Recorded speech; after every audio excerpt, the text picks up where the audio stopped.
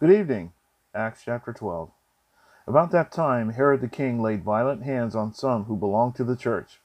He killed James, the brother of John, with the sword, and when he saw that it pleased the Jews, he proceeded to arrest Peter also.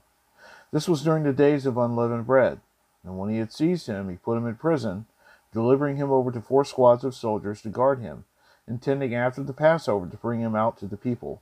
So Peter was kept in prison, but earnest prayer for him was made to God by the church.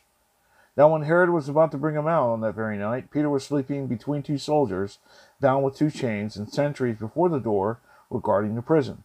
And behold, an angel of the Lord stood next to him, and a light shone in his cell. He struck Peter on the side and woke him, saying, "Get up quickly." And the chains fell off his hands. And the angel said to him, "Dress yourself and put on your sandals." And he did so. And he said to him, "Wrap your cloak around you and follow me." And he went out and followed him. He did not know what was being done by the angel. He did not know that what was being done by the angel was real, but thought he was seeing a vision. When they had passed the first and the second guard, they came to the iron gate leading into the city. It opened for them of its own accord, and they went out and went along one street. And immediately the angel left him. When Peter came to himself, he said, "Now I am sure that the Lord has sent his angel and rescued me from the hand of Herod, from all that the Jewish people were expecting."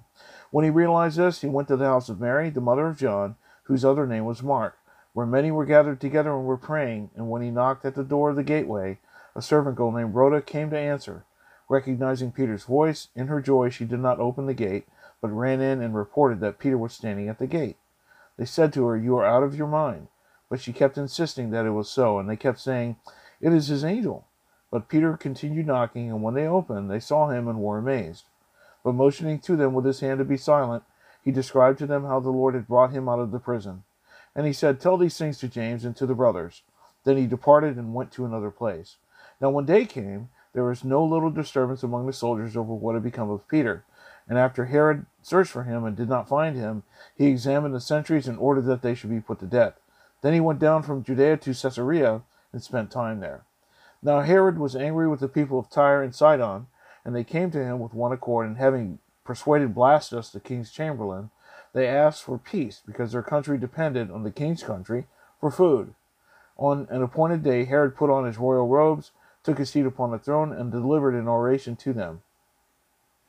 And the people were shouting, "The voice of a God, and not of a man." Immediately an angel of the Lord struck him down, because he did not give God the glory, and he was eaten by worms and breathed his last.